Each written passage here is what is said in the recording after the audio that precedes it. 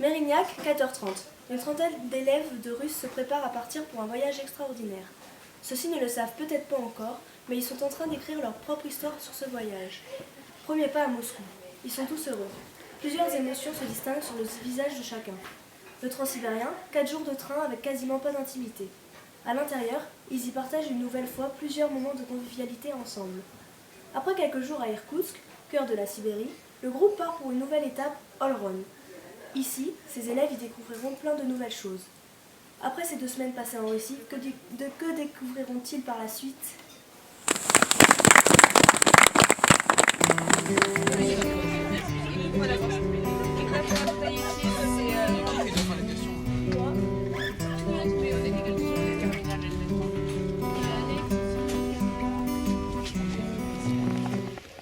Si tu viens en Sibérie sur le lac Baïkal, tu verras que là-bas le soleil est vivant.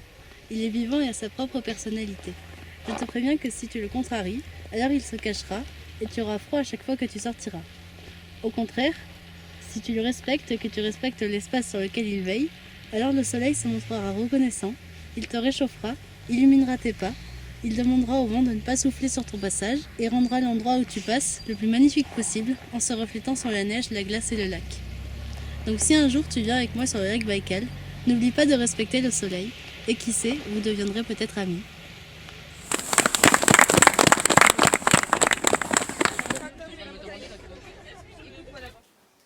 La Russie, c'est un restaurant au Goum. Le Goum, un restaurant où un bouchon s'est égaré. Égaré sur mon plateau ramassé.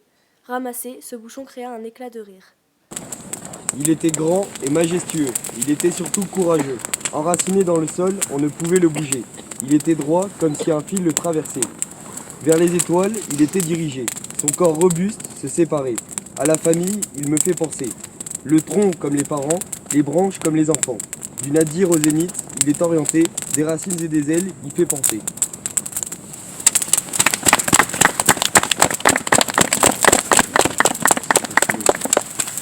Dans ce périple de Sibérie, allant de l'ouest à l'est, j'ai ressenti au fond de moi un autre voyage dans un de mes rêves qui m'a mené de mauvais souvenirs sous la neige sibérienne jusqu'à d'éléments inoubliables, tellement leur magnificence m'emporta.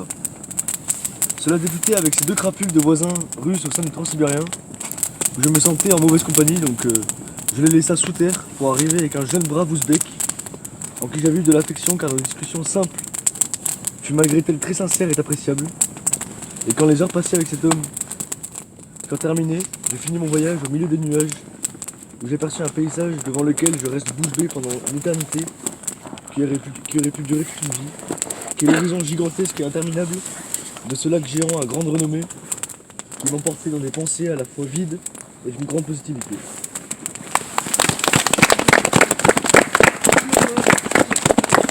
Dehors dans le froid, je vois au loin, debout sur la montagne, ma désirée. Je l'entends, elle m'appelle, et je suis attiré vers elle. Je ne sens plus mes membres, jusqu'à ce qu'au soudain, je me retrouve face à elle. La lune derrière elle, comme une auréole, brille des 1000 éclats des étoiles et du ciel. Je la prends dans mes bras, on se câline, puis je lui vole un baiser, elle m'envole un. Je sens son odeur, on s'embrasse. Puis j'ai goût de ses lèvres, je ferme les yeux, nous nous embrassons, j'ouvre les yeux, c'était un souhait. Merci Jean-François. Ma première sortie du transsibérien. Ce n'est pas le premier stop que le train exécute, mais jusque-là, je n'en étais pas encore sorti. Il est tard dans la nuit, il ne fait pas trop froid, -2.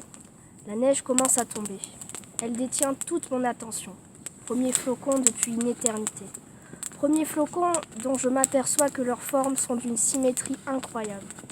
La nature m'émerveille, surtout dans ce voyage sibérien qui, j'espère, n'aurait pas de fin. Merci Paul. Elle recouvre tout depuis notre arrivée. La vaste étendue froide de couleurs et de température semble ne jamais s'arrêter. Depuis les cieux, sa couleur marque le terrain et camoufle les arbres. Son ampleur semble encore plus grande et remarquable. Depuis les mêmes cieux, sa température n'est pas envisageable.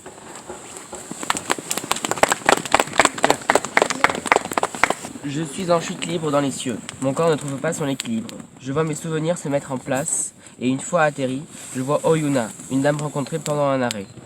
Je sais juste qu'elle est bourriate, c'est tout. Puis à ce moment, mon corps tombe sous son poids.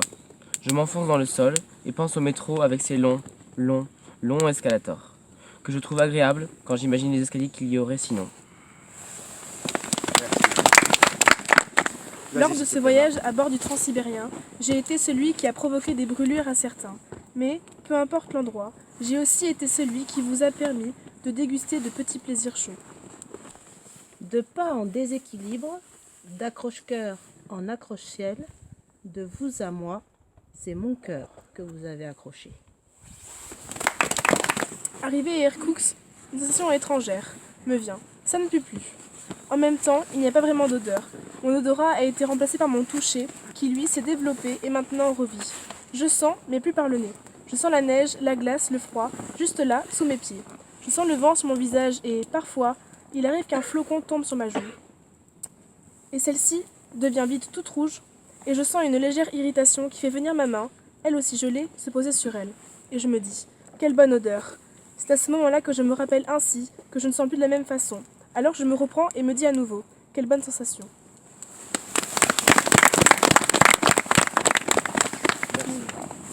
Fleur provenant de la colline, douce et forte, ayant vécu sur une terre autrefois enflammée. Sa beauté reste imprégnée, malgré son fragile corps brûlé. Ses pieds plantés dans la terre et sa tête tirée par le ciel, elle devient aujourd'hui une partie des étoiles qui l'ont permis de pousser.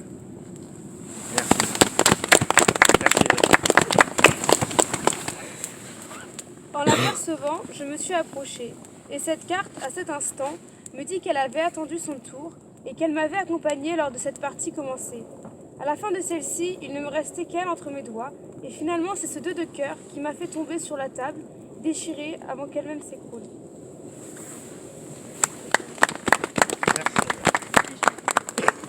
Mes pieds posés sur le sol, je sens les racines doucement s'enfoncer dans la terre. Levant les yeux vers le ciel, il n'y a rien, c'est noir. Qu'est-ce que je suis? Pourquoi suis-je ici? Et puis, ça s'ouvre. Et soudain, je vois 1, 2, 3, des tas d'étoiles dans le ciel. Et je monte. Et je ne comprends pas, mes pieds sont pourtant au sol. Et je monte, je monte, je monte, je monte. Je ne vole pas, je m'élève. Et je regarde autour de moi, et je souris, et je suis bien. Et à un moment donné, en redescendant, des gouttes tombent. Et je m'aperçois que la Voie lactée, c'est des toutes petites gouttes, des petits flocons qui se posent sur le sol. Flocons ardents autour du feu, d'abord à 2, bientôt à 100. On est heureux par ce beau temps, être vivant ce n'est pas peu.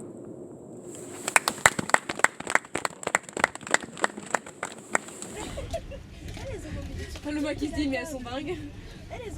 J'aurais jamais dû faire ce voyage avec ces filles. C'est un beau ciel étoilé, moucheté d'étoiles en tout genre. Cette pluie d'étoiles descend lentement vers la terre en se transformant peu à peu en glaçons à branches. Ces flocons se posent sur le rebord de la fenêtre du train d'où je regarde cette longue descente glaciale.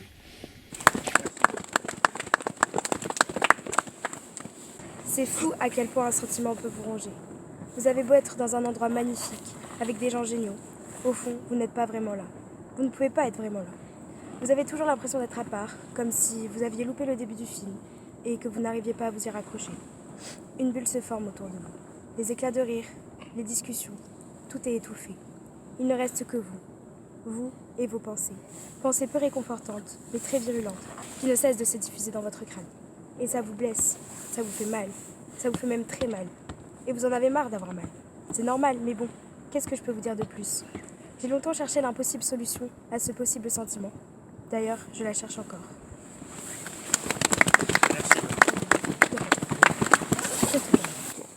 Corps chaud contre un verre glacé qui offre un spectacle de merveilles animées, c'est derrière la fenêtre que chaque détail paraît parfait.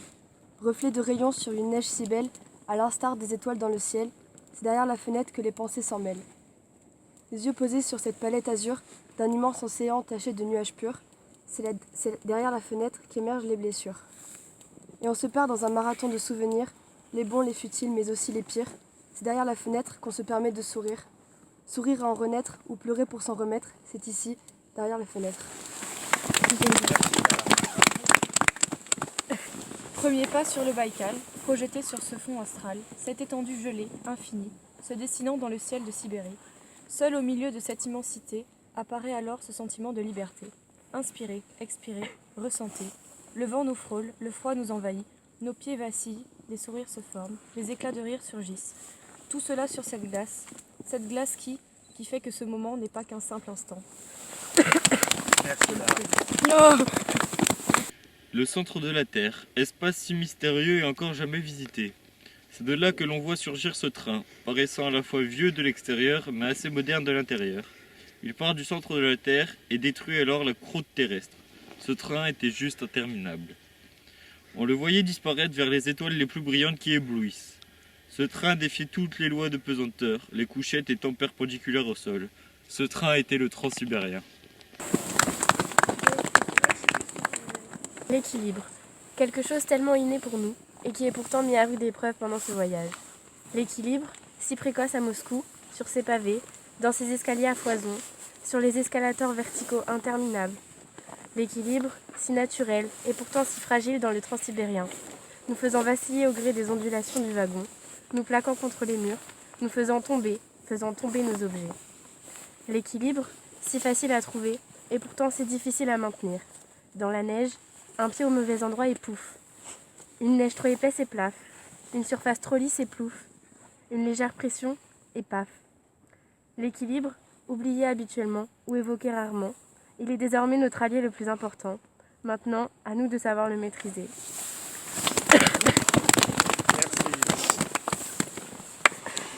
Je me retrouve donc sur le lac Baïkal, une immensité blanche qui m'intrigue et m'entraîne.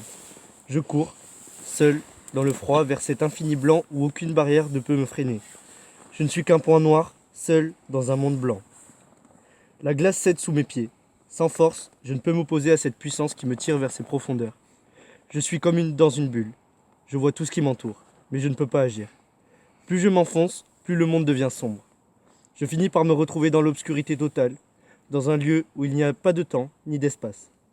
Je ne suis qu'un point noir, seul dans un monde noir.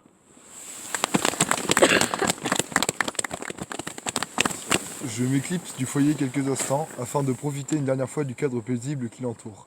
Arrivé dans un cercle enneigé, je me place au centre. Je sens tout d'abord mes pieds s'enracinant au sol, mais l'air frais qui me caresse les joues vient me libérer, délaçant lentement tout mon corps. Je me sens léger, presque capable de m'envoler. C'est ainsi que j'accompagne doucement la fumée de ma cigarette qui entame son périple vers le ciel. Nous traversons l'atmosphère, les solides flocons me transpercent la peau, faisant l'effet de morsures sautillantes sur mes muqueuses.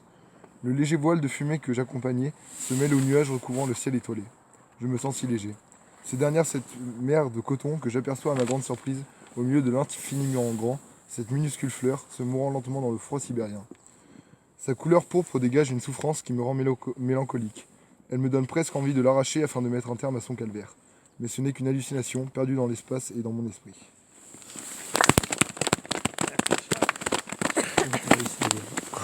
J'aimerais fumer une clope sur la lune, contempler la beauté de la terre, le temps qu'elle se consume, contempler le malheur de ces êtres, le temps que je la fume. J'espère qu'il y a du tabac sur la lune pour que je la rejoigne le temps que je la fume.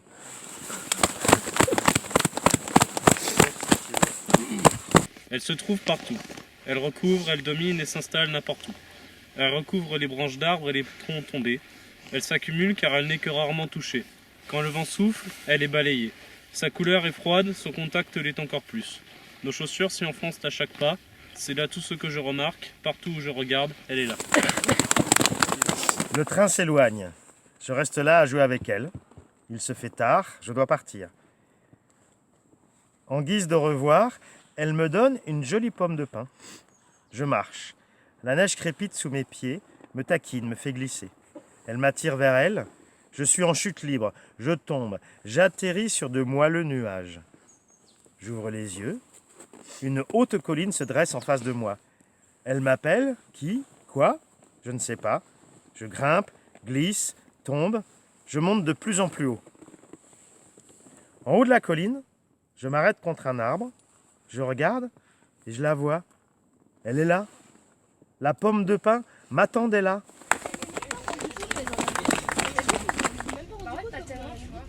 C'était pas moi, déjà moi mon cappuccino tout à l'heure. La première histoire de l'humanité. c'est Lucie. Lucie qui marche et Lucie qui pense. Lucie, qui est la première femme de l'humanité et également la seule présente sur Terre. Elle chasse, pêche et cueille sur le sol sibérien. Elle s'ennuie, alors elle se parle. Elle siffle, fredonne et chante. J'irai au bout de mes rêves. Mais seule. Alors un matin, où elle s'ennuie plus que les autres jours, elle se raconte une histoire. Et à travers elle, je raconte l'histoire de la première histoire. J'ai levé les yeux au ciel et j'ai repensé à cette vieille dame que j'avais vue dans Irkoutsk. Cette vieille dame qui, dans mes souvenirs, peinait à marcher dans le froid, me rappela alors la personne qui comptait le plus dans ma vie. Et les larmes me vinrent aux yeux. Je me mis à repenser à tous ces bons moments que j'avais partagés avec cette personne, toutes les choses qu'elle m'avait apprises, sa gaieté et sa gentillesse, qui étaient pour moi incomparables. Cependant, je pensais assis à tous les moments où elle eut besoin d'aide, et que je n'eus pas été là. Alors que les larmes coulaient le long de mes joues, la culpabilité me faisait mal. Je repensais à tous les pardons, pour toutes les fois où j'ai dû obliger à se pencher pour nettoyer une de mes conneries. Merci pour tout l'amour qu'elle m'avait donné et au revoir pour lui montrer que je ne l'oublierai jamais.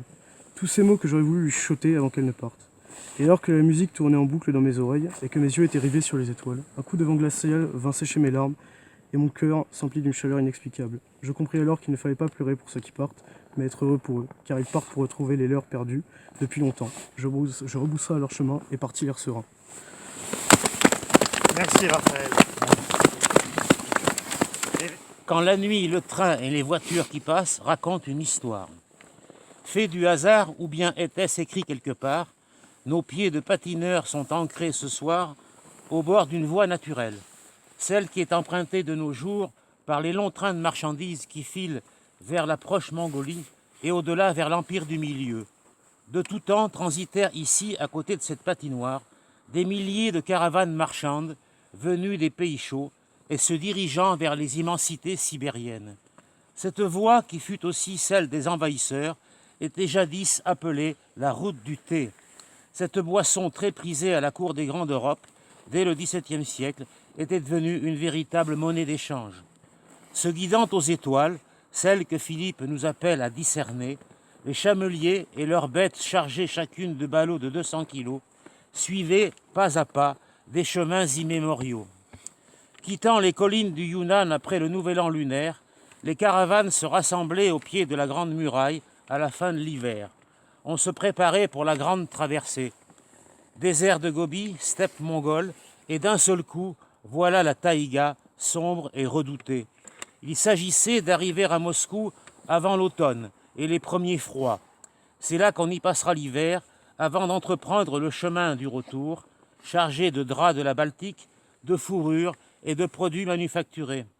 Devant nous ici, entre patinoire et voies ferrées, imaginons une longue cohorte d'hommes et de femmes, bruyantes, dépenaillés, poussiéreux, s'étirant sur 2 à 3 kilomètres et se hâtant d'arriver enfin à Irkoutsk afin d'y trouver repos et réconfort au sein d'un fortin de bois. S'il y a bien des hommes qui connaissent le ciel, les étoiles, les montagnes et leurs étroits passages, les gués fluviaux, les sources naturelles où peuvent s'abreuver bêtes et gens, ce sont bien ces aventuriers sibériens, cosaques ou non, bourriates, mongols, chinois, qui ont fait notre histoire commune.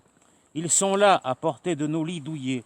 Il est même certain que leurs rustiques chameaux, leurs chevaux des steppes, se sont arrêtés un instant, boire là même où nous avons marché cet après-midi. Quand le ciel se fait guide, quand la terre elle-même conduit nos pas et porte le témoignage des hommes, alors oui, ancrons-nous dans cette terre sibérienne, comme Philippe nous y invite avec tendresse. Merci de votre attention. La carotte, pelée qui une fois émincée s'en est allée, lâchée par une main pendant le trajet, et qui quelque temps après est allée s'écraser sur un grand noisetier. L'oiseau de la liberté, l'ayant aperçu, se l'est approprié. Jusqu'au ciel il est allé. Là-bas, il neigeait. Ayant les ailes gelées, il dut la lâcher. La carotte prit un nouveau trajet, avant de s'écraser dans l'assiette de Shirley. Elle est de nouveau emprisonnée. Sa carrière est désormais terminée. Au ciel, elle est retournée. Merci Pauline. Elle m'avait manqué, celle que j'avais si longtemps perdue et que je viens de retrouver, ma seule source de bonheur et celle qui a souvent été celle de mes pleurs, celle dont le souvenir me hantait nuit et jour, celle qui m'avait fait du mal. Elle est enfin revenue et j'en suis tellement heureuse. Merci Maëva. Nicolas, s'il te plaît. Une froide après-midi d'hiver, je marchais sans but dans les jardins d'un temple bouddhiste. Je commençais à m'enfoncer dans la neige lorsque je vis à quelques mètres de moi un chien. Son poil hirsute et sa démarche semblaient indiquer qu'il était d'un âge avancé. Son regard dénotait au milieu des bourrasques de neige. Posé sur cette même neige, c'était l'étoile noire d'un ciel blanc. Je voulais m'approcher, mais un grognement me découragea. Après quelques instants à nous dévisager, l'animal partit sans raison. Je ne le suivais pas. Finalement, il disparut, recouvert par la neige, presque avalé par la terre. Merci Nicolas. J'étais sous l'eau, dans un lac rempli de tristesse gelée, sans toit pour en briser la surface. C'est noir, c'est froid et c'est vide. Il n'y a personne et aucun bruit. Je me sens seule et toutes mes pensées encore conscientes vont vers toi, mais tu es loin. Soudain, j'entendis ce bruit à travers le vide et le froid. Il n'était pas net, puis il se rapprocha. Toute mon attention est soudainement dirigée vers ce tintement galopant. La glace se brisa enfin et je pus remonter à la surface. Le soleil m'éblouit tant que je ne pus déterminer immédiatement la source de ce bruit qui m'a tiré de mon chagrin. Enfin, mes yeux s'habituèrent à la lumière et je vis un cheval portant des clochettes autour de son encolure. Et tout de suite, ma joie revenue avec le craquement de la neige sous les sabots de ce cheval s'éloignant dans les flocons. Merci Marianne. Je sentis mon âme partir, tandis que le soleil m'attrapait. Le corps physique se détendit, devenant inerte. Celle-ci s'éleva vers le ciel étoilé en émettant une lueur dorée. Au début, il n'y eut qu'une immensité noire, puis une forêt enneigée. Derrière un bouleau, une personne en noir me regardait en souriant doucement. Je n'ai pu apercevoir son visage. Pourtant, sentant un sentiment de familiarité, mon corps psychique courut. La neige arrivait jusqu'aux genoux et il tomba, sternant de tout son long. Pressé, il voulut se relever et la matière poudreuse le fit s'enfoncer un peu plus.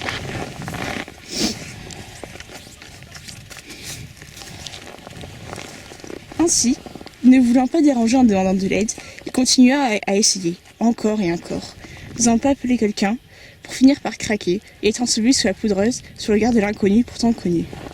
Avec pour seule trace de son passage, un seul nombre, un nombre détonnant, tracé au bâton sur un manteau uniforme de neige blanche.